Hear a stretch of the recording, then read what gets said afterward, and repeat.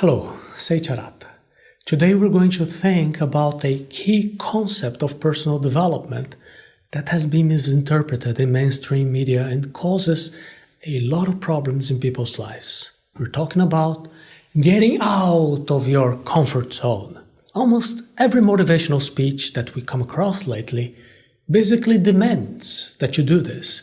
You must get out of your comfort zone. That's what they say. Putting those sorts of ideas in people's minds can cause some irreversible problems, and that's what we're going to talk about now. Finding out what your comfort zone is. Get yourself a pen and paper. Write down all the goals that you're willing to achieve. And for each of the goals that you will write down, write all the actions that you need to do to achieve these goals. Next, highlight the actions that you just can't do right now. These are the things that are out of your comfort zone, and this is where your real growth will happen. The idea behind getting out of your comfort zone is that you should strive to achieve the things that you cannot achieve today. Just think about it. When you study, do you sit down and just study the same material every day? When you have some spare time, do you do the things that you always do? You go to the same places, with the same people maybe. When you are at work, do you do the same type of activities? Do you have a routine? Or do you have different challenges? Does your work involve some repetitive actions that could easily be done by a robot? That not only it can be done by a robot, but the robot will do it cheaper, faster, maybe more efficiently. Are you really making conscious choices? Or is it that you're just doing things that are easy for you because they're familiar? When you are comfortable, your performance suffers. When you stay inside of your comfort zone, you tend to relax. You find yourself repeating tasks. And when something out of the ordinary happens, you just don't know what to do.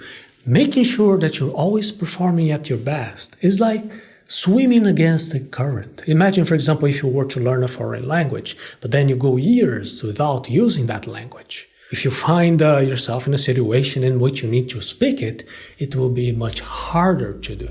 We should all consciously look to grow, to improve ourselves. A lot of studies suggest that our performance tends to go worse as time goes on. A study published in the BMJ noted that patients treated by older doctors ended up being more likely to die. And this goes totally against the common idea that we have that the best doctor is always the oldest doctor who has more experience. This isn't necessarily true. It also goes against the assumption that you are an unlucky person if you're being treated by a fresh graduate, a newly trained doctor. One possible way to explain the results of this study could be that doctors tend to have really sharp skills by the time that they finish their training, because now they're in the residency, and the residency is undoubtedly the most intense period of their entire career. New doctors treat all kinds of cases during this part of their training, and because of that, they need to use objective, guaranteed findings by the evidence-based medicine. Basically, they have a lot of information, new information, fresh in their heads for them to use. And in medicine, just like in any other profession, if you are not constantly updating your skills, your knowledge, you will get left behind.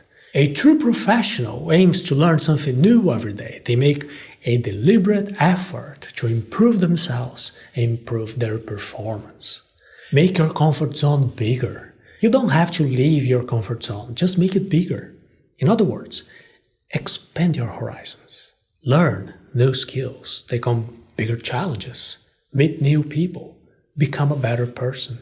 So what is the difference between getting out of your comfort zone and making your comfort zone bigger? If I were to suddenly decide to try and survive alone in the middle of a forest, it is very likely that I'll never make it back alive, because I don't have any survival training. I don't know how to start a fire. I don't know how to find food in the wild. So in this case, I got out of my comfort zone and I came to a tragic end. It would be a very different story if I went to a survival training class with good instructors and equipment. In this case, I would be expanding my comfort zone. Expand your comfort zone step by step. Let us pretend that you're learning a new language. Currently, you can understand kids' cartoons because they have very simple vocabulary. So this would be your comfort zone. However, in order to increase your comfort zone, you wouldn't want to jump straight to a university lecture in this language that you're learning because it will be unrealistic for now.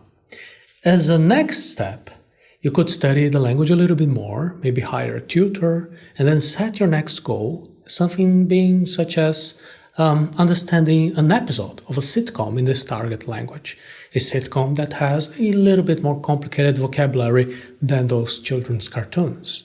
So, first, you have to understand what level you're at.